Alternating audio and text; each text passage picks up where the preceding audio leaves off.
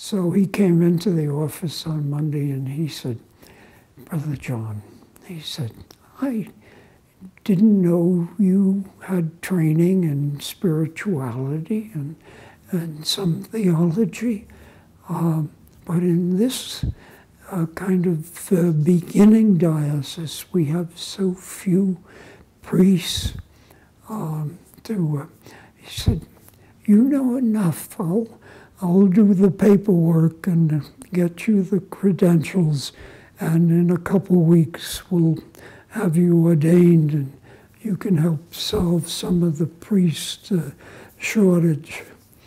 And I said, Bishop Bath was his name. He's a New Orleanian in Louisiana.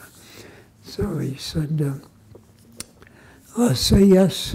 And I said, Bishop, it might solve a problem for the diocese, I don't know that, but it would cause a heck of a problem for me as a brother.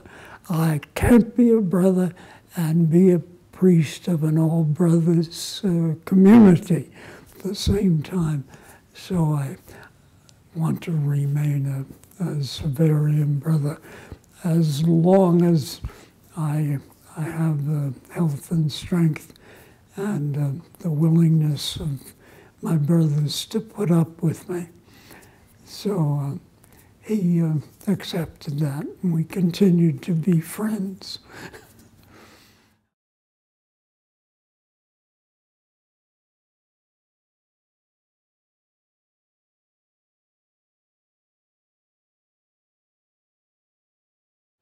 And I met them at the high school level at St. Michael's High School. I came to really respect and cherish as not only teachers and mentors on the handball courts and other activities that we had in that city of New York.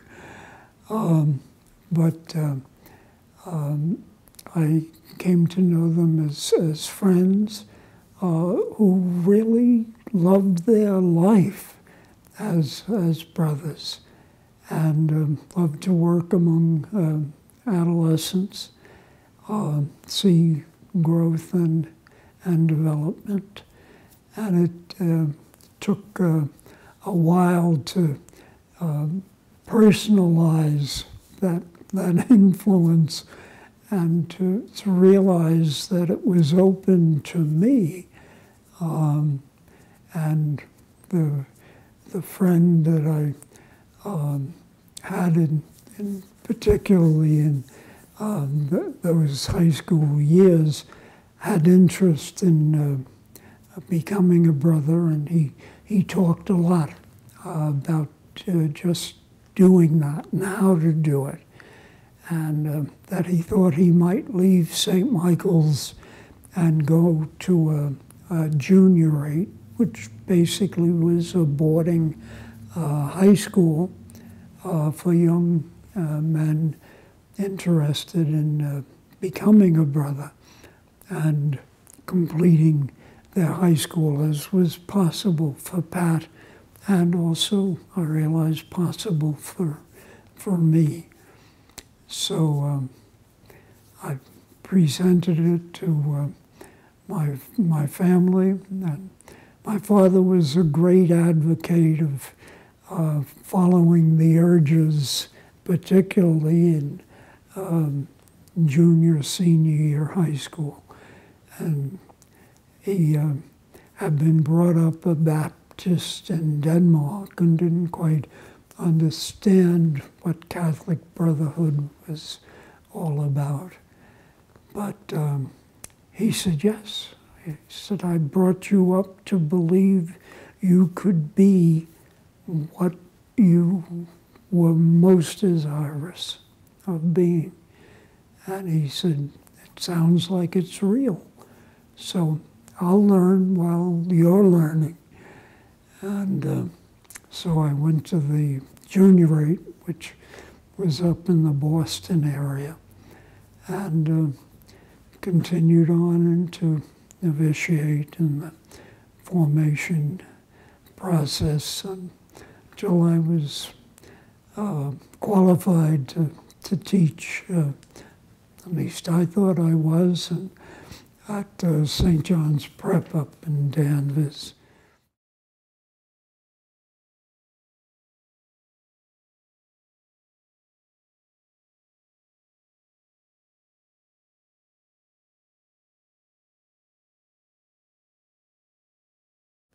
He said, I indoctrinated you and Paul with a sense that what you choose in life and you want very much, that's what you should follow.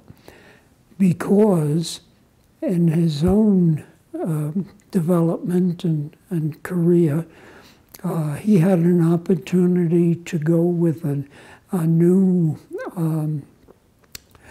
company that was launching into business machines.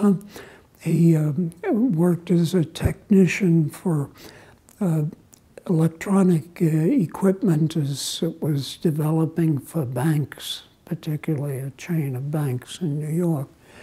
And when this company saw the quality of his work, they said, we want you to come with us. We're starting out, but we know we're on the right track. And so he went home and he asked his father. And his father said, no, remember, I came here to America. This bank gave me a job. It's a menial job, but it's been to keep the family together. And when you needed a job, they were there to offer you a job. So I want you to stick with it. They've been good to us. And so he said that was kind of the stop on my aspirations to move forward. And I don't want that to happen with you and Paul. And so it didn't. And later on, he wrote a beautiful letter. He was in the hospital and catching up on letters. And in it, how he expressed his pride in discovering in my choice something that was good and true and worthwhile. Although he did throw in a trigger. But you need to realize that your grandfather's value, which he was trying to teach me, was when you start something, you stick with it. That's remained with me a lifetime too.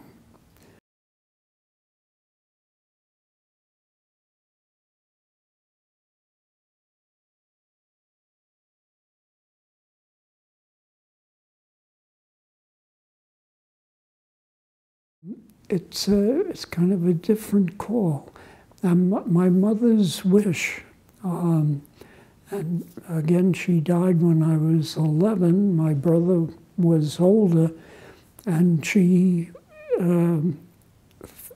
prayed hard that he might receive a gift of vocation to the priesthood, the firstborn. That was a tradition that they become a priest. But it wasn't his gift either. He married and has been the agency with Peggy of a wonderful family, which is a joy to my life, and their life together and my connection with it is a great joy to my life today. But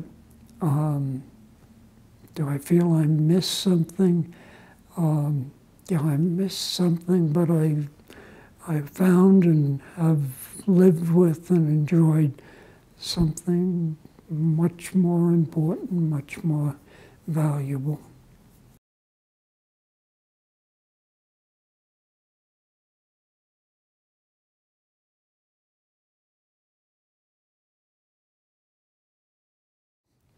Oh, I guess I've looked back quite a bit, but never too longingly, really.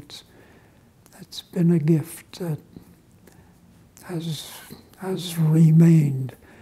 And I don't know how many years are left. I've had more than 60 years as a brother, and I'm 83 at the moment. But the life of the brother seems to resonate and keep me excited.